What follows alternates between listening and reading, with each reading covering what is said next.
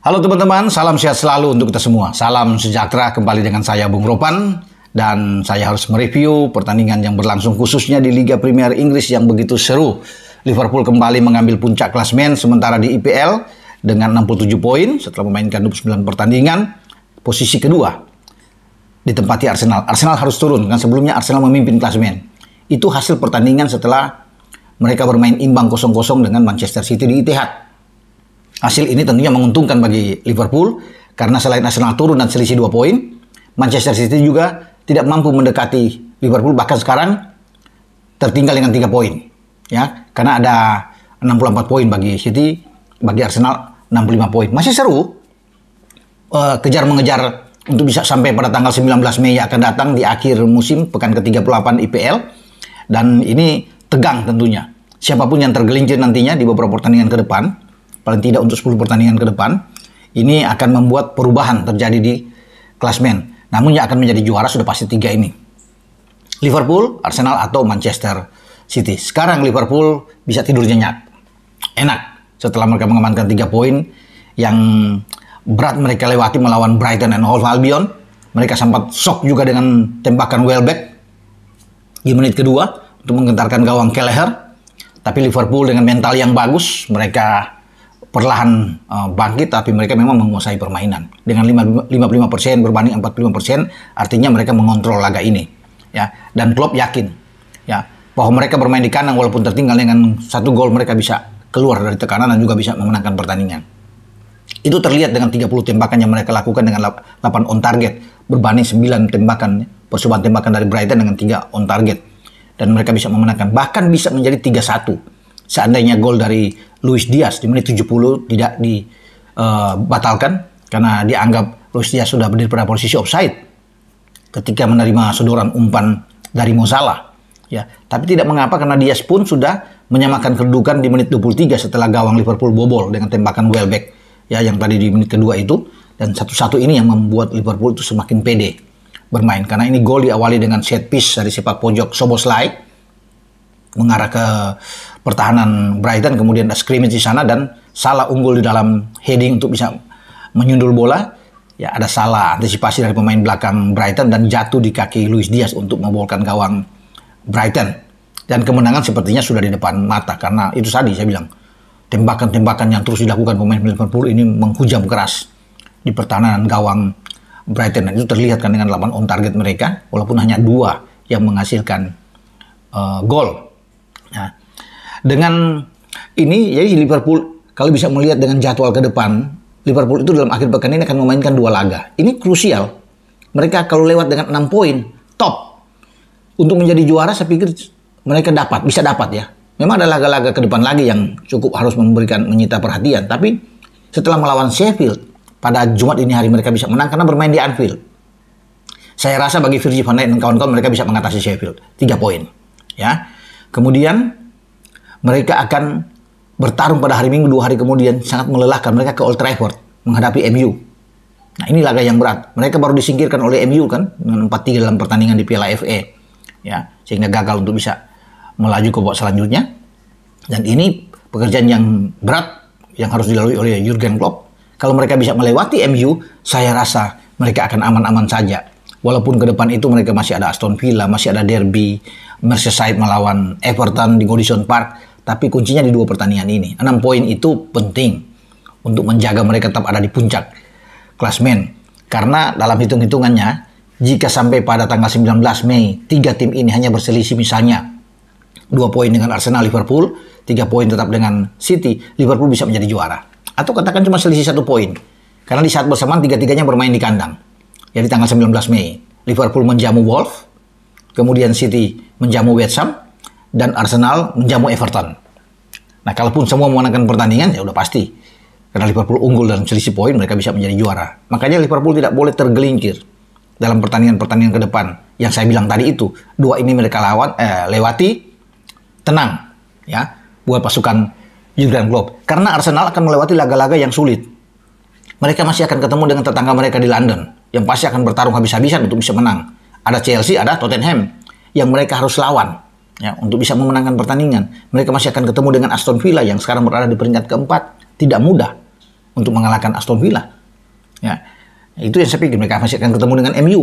Jadi memang berat. City sebenarnya dalam kondisi yang aman, mereka sudah lewati Liverpool bermain, ya, dengan hasil imbang 2 kali. Kemudian mereka ketemu dengan Arsenal. Memang kalah dalam pertandingan pertama di Emirates, tapi kemarin mereka bermain 0-0. Sayang memang hasil 0-0 itu membuat mereka itu tidak mampu mendekati Liverpool. Karena Pep kan berharap mereka bisa menang melawan Etihad ketika menjamu Arsenal. Ya, tapi Arsenal bermain sangat kuat, pertahanan mereka lebih dalam, lebih oke, dan membuat Haaland tentunya, Kevin De Bruyne, ya, Phil Foden itu agak frustrasi untuk bisa menjebol gawang David Raya. Nah, bagi City kembali, jadwal City memang terbilang oke ya dibandingkan dengan jadwal mungkin Liverpool dan apalagi Arsenal yang saya bilang agak berat.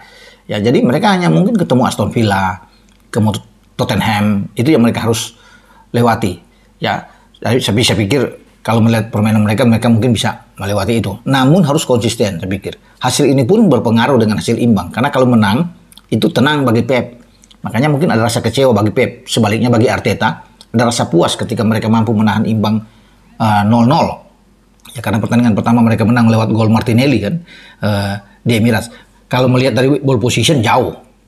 Mestinya memang City menang. Karena City 73% berbanding 27% dengan Arsenal. Ya. Tapi kalau saya lihat dari hal tembakan mereka juga kecil. Hanya 12 kali percobaan menembak yang dibuat oleh Kevin De Bruyne dan kawan-kawan. Bahkan mereka hanya mendapatkan 1 on target setelah bermain 90 menit itu. Ya, ini tidak seperti biasa. Biasanya mereka lebih dari 2-3 on target kalau bicara bermain di Etihad apalagi.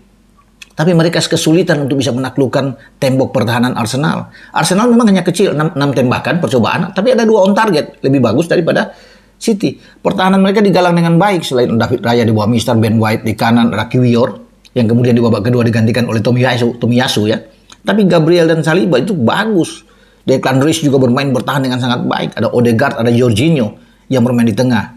Karena Arteta memainkan 4-3-3 ya, dengan Bukayo Saka, Havertz dan Gabriel Jesus. Ya, sebelum Martinelli masuk di babak kedua ada pergantian-pergantian yang Thomas Partey juga ikut dimainkan. Tapi secara keseluruhan saya melihat mereka berhasil untuk menggagalkan ambisi City memenangkan untuk mendapatkan 3 poin di Etihad. Nah, ini yang membuat City frustrasi. Haaland bahkan tidak bisa menambah gol dia karena walaupun dia masih ada di puncak klasemen ya, di daftar pencetak gol terbanyak, tapi dia tidak bisa membuat gol dalam pertandingan ini. Dia terkunci oleh pertahanan Grendel yang kuat dari Saliba dan Gabriel yang bermain sangat bagus di belakang. Memang City bermain dengan pola 4-1-4-1 karena meninggalkan Rodri kan di tengah. Penjaga gawang utama mereka tidak ada Ederson, ada Ortega yang bermain di sana. Kemudian Walker juga tidak bermain sehingga mendorong Akanji agak melebar. Mereka masih punya Diaz, ada Ake dan ada Gvardiol juga yang bermain di belakang ya. Ketika Ricky Lewis masuk, Gvardiol bergerak main ke tengah tentunya, tapi ada Rodri yang menjadi kunci. Mereka punya 4 gelandang yang bagus dan tidak main-main. Ya. Ada Kevin De Bruyne, ada Foden, ada Bernardo Silva, ada Kovacic untuk mendukung Haaland.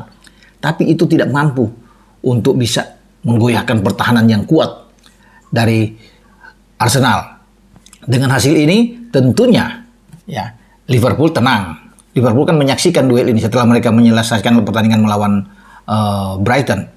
Dan gol kedua Liverpool, kalau saya balik ke pertandingan Liverpool ya melawan Brighton, itu sangat bagus, terskema dengan baik. Dimulai dengan passing dari Van Dijk, melebar ke kanan, dari sana ada Dominic Szoboszlai, yang kemudian Dominic meneruskan ke Maka.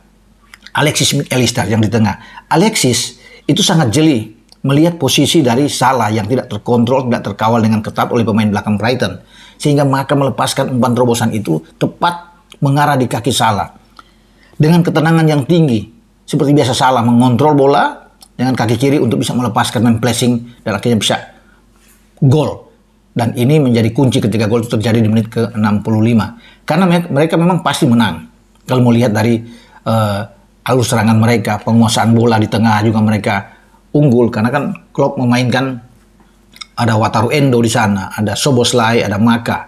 Di belakangnya itu kan Kwanza dengan Van Dijk, ada Gomez, ada Bradley yang dimainkan. Cody Gakpo baru main di babak kedua memang, yang menggantikan Luis Diaz, dan Nunes ditarik keluar, Elliot masuk. Nah, di penghujung laga itu baru Ryan Gravenberch masuk menggantikan Dominic Szoboszlai. 3 pergantian ini dianggap penting tentunya bagi Liverpool untuk bisa mengamankan 3 poin dan mereka bisa melewati itu.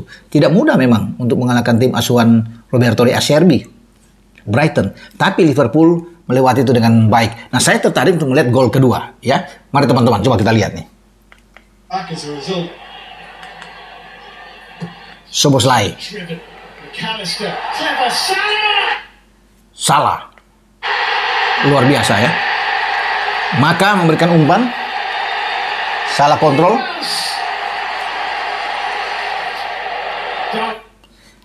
Itulah gol kedua yang menurut saya sangat-sangat terskema, terpola dengan sangat baik. Dan Liverpool memetik 3 poin penting di depan publik mereka. Dengan saya, Bung Ropan, selesai untuk mereview hasil-hasil yang ada di Liga Premier Inggris, termasuk hasil imbang kacamata dari City dan Arsenal. Terima kasih untuk sinar cemerlang, juga buat teman-teman semua yang sudah mensubscribe channel YouTube Bung Ropan, like dan share. Ciao.